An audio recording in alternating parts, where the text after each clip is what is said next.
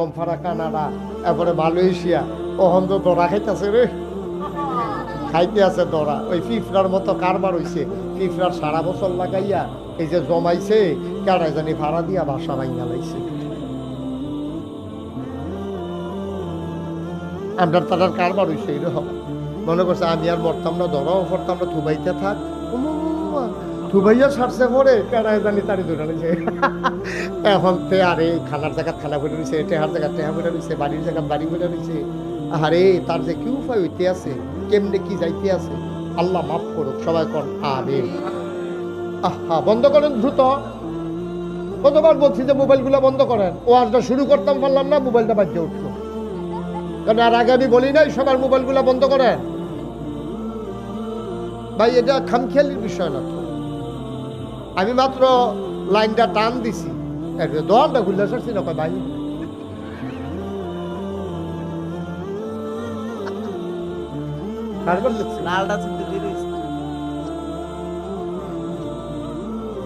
আমি যে সকলটা করতেছি আমারটা বন্ধ করছি বিজলি, পরে তো খায়াম দৌড়া ব্যাটারটা রুছিলে আমারটাও বন্ধ হয়েছে, ভালোই হয়েছে। আমিন বলো, জোরে বলো। আমার মা বোনেরা, আপনারা কোনো ইচ্ছা করলে অন্য গ্রামে গিয়ে শুনতেন পারেন, বেড়াইতে পারে। বেড়াইতে ইচ্ছা করলে হান্নান ভাই যদি লড়ে বাউন ফাড়তে ওয়াজ হয়ে যায় তো ফলাফান লয়ে গিয়ে হয়ে যাইলো। কেউ ইচ্ছা করলে বাদিয়ে কোনো এটা পারতো না, এটা একটা আয়োজন লাগে। ঘর টর খামানি টামানি মুরগা আছে, হাঁস আছে, সুইটা সিটটা আছে, এখান ইয়া কান্দা কাটি নানান ঝামেলা টামেলা আছে। এবারে যেমন বুচুরে বাড়ি জগিতে পারে, ইচ্ছা করলে বাদিয়ে কোনো বুচুরে বাড়ি জগিতে পারতো না। সুতরাং এখন দুলালপুর উত্তরপাড়া যারা মাইকের আওয়াজ শুনতে আছেন আমার মা বোনেরা, দয়া করে আলগা আলগা বল খেয়াল করে শুনেন। প্রত্যেক দিন এখনো মাহফিল হইতো না, প্রত্যেক দিন মুস্তাক ফয়েজিও আইতো না। সুতরাং যা হুন্ডা রাখতেন পারলেন এটা লাভ। তবে বেরিয়েতে আমরা বেড়াইতে যেমনি 91 আওয়াজ শুনতাম পারি, বেরিয়েতে এমনি 91 পারে না। আমি অনেক জায়গা খবর পাইছি বেরিয়েতে 91 হইলেই দুনিয়ার ফাওয়া লাভ। এই আজাইরে আলাপ চলতে আছে, ফুটফুটটা মুরগার চাউড়ায় ডিম ফাড়েনি, তারপরে যে আশটা যে সিলে লইয়া গেছিল, এটা কি যে ফুটছিল, যে এটা কি দাপনাটা যে সিল ফাতা দিয়ে বানছিলেনি, আকন ফাতা দিয়ে এই আলাপ সালাপ চলতেছে। তোমার জামাই যে বিদেশ থাকে ফোন দেয়নি, ভিডিও না অডিও, এই আলাপ সালাপ চলতে কি আর ওয়াজ। এই কতক্ষণ বইয়া টইয়া আলাপ সালাপ করে যাইতে ফান খাইয়া এই জায়গাইতে আছে ওয়াজ, ওয়াজের জায়গাতে রয়েছে এবিডের কিছু ধরছে না ওয়াজে, এরকম আসেনি রে।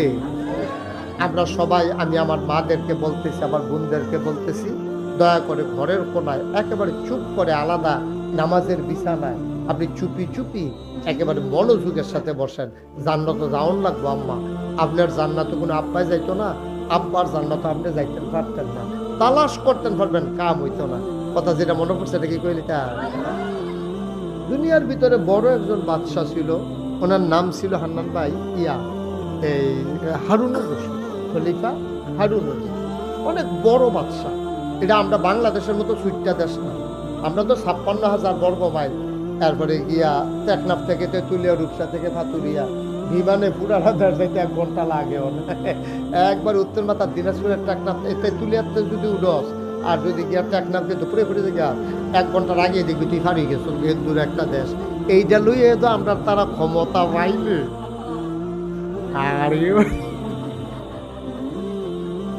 ভোট দিছে 5 বছরের লেগে তাই খেলাইছে 17 বছর। আসেনি রে কারবা দুইনের বড় বড় গিরি আর কি। ভোট দিছে এই 5 বছরের লেগে তাই খেলাইছে ঠেলার লোক 17 বছর। এই হইলো বাংলাদেশ। এটির কথা তার কই আলাপ নাই। এই ব্যাপারে প্রসঙ্গক্রমে পরে কথা হইব। খলিফা হারুনুর রশিদ, কি রশিদ বা কথা বলে কি রশিদ, ছোট বাচ্চা না বড় বাচ্চা? আচ্ছা এটা যে বড় যে আমি মুহে বলি ওইটা তো প্রমাণ কি? বড় বাচ্চা যেটার একটা প্রমাণ শুনো। খলিফা হারুনুর রশিদ একদিন রাস্তা দিয়ে আটতে আছে, এবার আর প্রধানমন্ত্রীরে লইয়া। এই খেয়াল, গভীর মনোযোগ অমনোযোগী হবো না, সবাই আমার দিকে তাকাইয়া থাকবা বাচ্চার মতো নিষ্পলক নয়নে। আপনি একজন শক্ত ছেলে এখানে বসেন, বাবা বিরক্ত করো না। না না, আপনি একটু আগাইয়া বসেন, আপনি একটু আগাইয়া সিফার এখানে মাইক গান রাত বল। এই হালকা হালকা আপনি বন, আপনি খেয়াল রাখছেন কোনটা বেশি ইয়া, হালকা কইরা ইয়া করে এমন দিবেন যেন কান্ত না পারে। হ্যাঁ আমিন বলেন জুড়ে, খুব খেয়াল, আবার মনোযোগ। হ্যাঁ, অমনোযোগী হইলে কিন্তু শুনতে পারবেন না। অনেক গুরুত্বপূর্ণ কথা আছে, একটা লাইনের ভিতরে এরকম একটা শব্দ আছে যেটা আপনার শোনা দরকার, এটা বাদ গেলে আপনি আর কইতেন পারতেন না। আমিন কর। খলিফার নাম কি? ছোট না বড়? কিরকম বড়? উনি একবার রাস্তা দিয়ে আটতে আছে, লগে ওনার কেনার আছে প্রধানমন্ত্রী। খলিফার সাথে কে আছে? প্রধানমন্ত্রী। তো উনি খলিফা আর প্রধানমন্ত্রী হাঁটতেছে, তো এমন সময় উপরের দিকে চাইছে খলিফা। খুব খেয়াল, উপরের দিকে চাইয়া এবারে মুসকি মুসকি হাসে, বিড় করে কিটা জানি কয়। প্রধানমন্ত্রী কয়, খলিফা এ আপনি দেখলাম উপরের দিকে চাইলেন, কি জানি কইলেন, কালবাজু কথা কইলেন।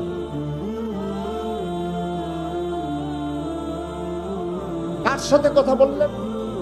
খলিফা হারুনুর রশিদ কয়, আকাশের যে মেঘটা যেটা ঝরঝর করে পড়ে এটারে কয় বৃষ্টি, আর যেটা আকাশও দৌড়ে আমরা দেখি এটারে কয় মেঘ।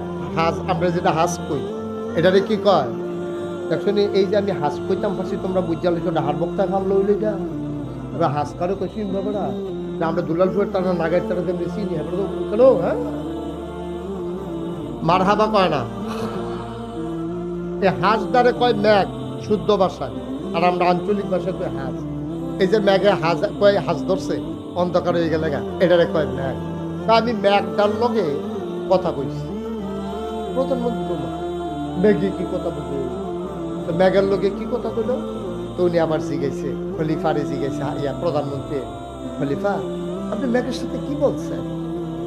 খলিফা হারুনুর রশিদ প্রধানমন্ত্রীকে ডাক দিয়ে কয়, শোনো, আমি মেঘটাকে বললাম, ও মেঘ তুমি দৌড়াদৌড়ি করো না, তুমি বৃষ্টি হয়ে পড়ে যাও।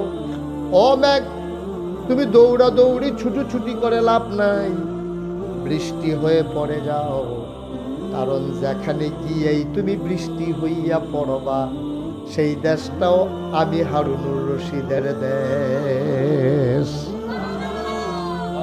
তাহলে দেশটা কি ছোট না বড়? কত বড় দেশ হইলে এই কথাটা কোন যায়? আপনি কি এই কথাটা দুলালপুর পাত্র করিয়া কইতেন পারবেন যে সামনের ফাইল যে দূর চোখ যায় অন্য ফাইল চাইয়া লাভ নাই, এটা আমার ক্ষেত? এই কথা কই না দুলালপুর বেড়াই কইছে হলো কথা না পারবেন কেউ? আপনার না হইলে 10 কানি এক প্লটে আছে, না হইলে 8 কানি আছে, না হইলে 6 কানি আছে, এরকম মতো কমই যে সামনের ফাইল যে দূর চোখ যায় এই ক্ষেত্রে আমার, এই কথা কই না আমরা দেশে বেড়াই নাই। জোরে কোন আমিন।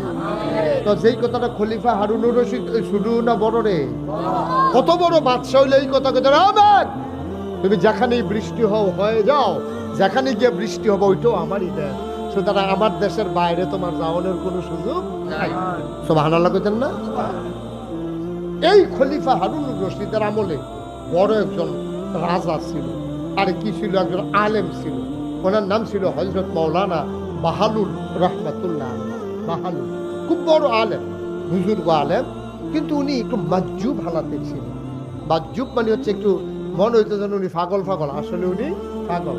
অনেক আলেম দেখতেন মাজুব কয়েকটা, ওই যে আমরা যেটা মজনু কই আর কি, এই মাজুব হালাতে উনি ছিলেন। উনি একটু মানে এই দিন দুনিয়ার সাথে সাধারণ মানুষ মনে করতো এবারে কি বেহতার নেই। আচ্ছা অহন যদি আমরা কেউ গিয়া সেটা খালের ভিতরে চাউল দেয়, খালের ভিতরে চাউল ছিটাইতে আছে মাছে খাওয়ানোর লেগে, আমরা তার কোনো বুদ্ধিমান কইতাম না। খালের মাছ তোর চাউল খাইলে এটা কি তুই ধরতে পারবি? এটা যাইব না কখনো, বেহতারে না, তুই এখনো দিছিস কীর্তি। আমরা তো রাস্তার ভিতরে যদি কেউ গাছ লাগায় এটাও মাইসে তারে বেহতার কয়, রাস্তার যে লাগাইতে আসো তুমি কি এই গাছের ফল খাইয়া দিতে পারবা? এটি সরকারি গাছ না, সরকার লয়ে যাবো গা কর কইরা। তো সরকারি গাছ কাটতে গেলে খবর আছে তোমার, ফরেস্ট বিভাগে তোমার নামে মামলা হবে। তুমি মনে করতেছ তে নিজের ঘর খাইয়া রাস্তার মধ্যে গাছ লাগাইতে বেহতা, প্রকৃত অর্থে সে বোকা না, সেই বুদ্ধিমান। কারণ সে গাছ লাগাইতেছে নিজের জন্য না, জাতির জন্য, দেশের জন্য, সকল মানুষের জন্য। ঠিক কিনা?